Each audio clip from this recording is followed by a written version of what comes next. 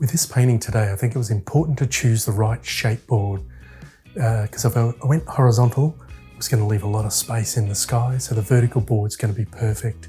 But also I think it's a great lesson in lost edges and where to place visual importance. So let's see how I go. When it comes to looking for subjects, I think I not only champion or try to find, I think I kind of go out of my way looking for unique buildings, structures, partly to resemble and to evoke a sort of memory of that area or an image to give to people of an area. But no, I really do go out of my way. And when I was in England in 2023, I was fortunate enough to catch up with David Curtis, and we did a little bit of painting. And but the next part of my trip was to get to the Norfolk region, where my family originates from, a small town called Whisson, which I think has been there a little over 500 years now. It's only a small little farming community, but it was fantastic to finally get there after knowing about it since I was about 14 or 15.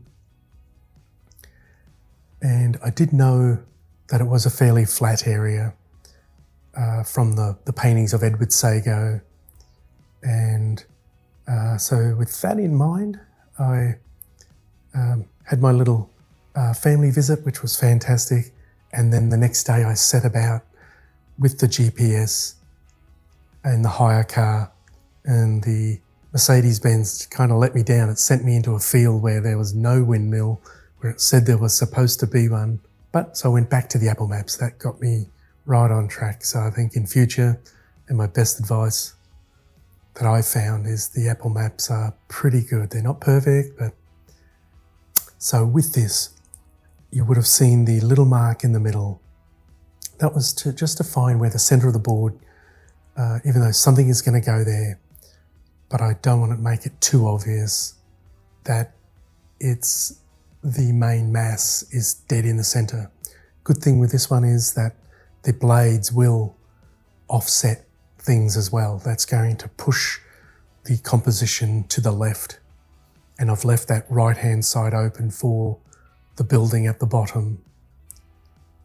Even though there's not a lot other than if you took the windmill out, actually a better way to explain it, then there's really not a lot going on. So that is my primary focal point. But I'm wanting to extract as much out of that shape as possible as well.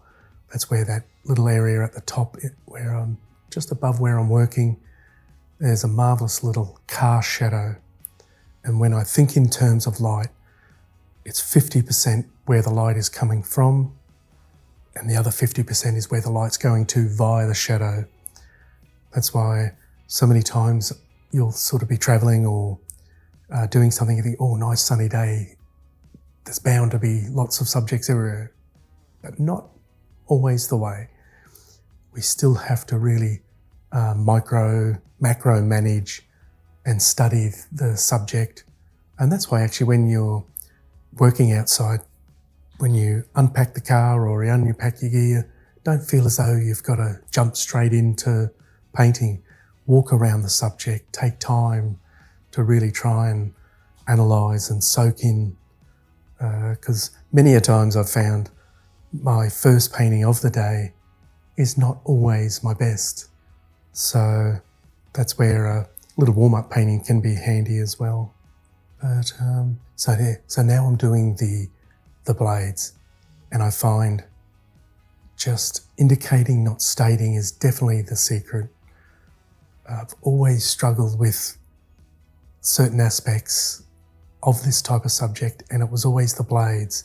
And I think I've worked out an approach that it's more done, and it's a fairly confident brush mark because I'm looking for a certain amount of movement as well, because the blades aren't dead flat. They're actually on a slight curve to help catch the wind as well. So they're not a static, flat shape. So they're quite interesting and intriguing. I have gone to Oatlands in Tasmania, which has, I think, Australia's last or one of the rare flour mills. It's more as a tourist destination now, but it was marvellous to see that. And not that I actually did a painting of the outside mill, it was more I did an interior of all things looking out onto the buildings. So, and I think that's a lesson in itself, that we shouldn't really, even though we may know we're going to see a bridge or a ship or something, or a mountain or something, try not to go with preconceived ideas, because even if we've been to that area before, if it's a different time of the year, time of the day, the lighting can be very different, and the cloud formations can be. So many lessons to learn, so little time.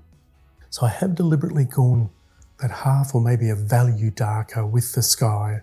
That'll help pop out I'm not sure what they call the cap, the top part on a windmill. There's bound to be a name. I'll have to look into that for future reference.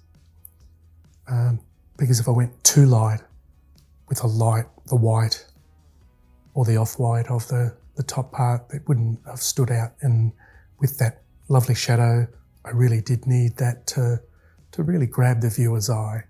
And sometimes we can have a great subject to paint, but either the foreground or the background rarely ever really worries me too much if it's not good, because that's one area that is easier to adjust. Because for me, foregrounds are almost the ultimate, with them being so close to us. They're the ones that we want to, or the area of a painting, that bottom third of the painting is where we need to get it interesting. And so we'll need directional lines. Normally we'll have our lightest light or darkest dark, or can have them in that foreground because it is the closest to us. So that's why I just use a tiny bit of artistic license. I think with this one I decided to put a few little chickens in. That'll just help, one, give scale, but also give me that nice little light and dark, or light value. I was tempted to put a figure in, but it didn't really work. And sometimes you need to go with your instincts and realise, you know what, that's not going to work. So, and it's good to have plan B, plan C sometimes, just to have secondary ideas. That's why it's the ammunition, the ideas, the information that we gain throughout our painting, drawing, our work, that we can use in future paintings. That was a super fun painting. It had all my favourites, the architecture, the light, great sort of foliage. And actually that was the surprising part. I think my favourite part of the painting was the foliage, was the bushes, the shrubs. The reference didn't have a great foreground, so there was a little bit of inventing there. But overall, I was really happy with it. Hope you enjoyed it. All the best. Bye for now.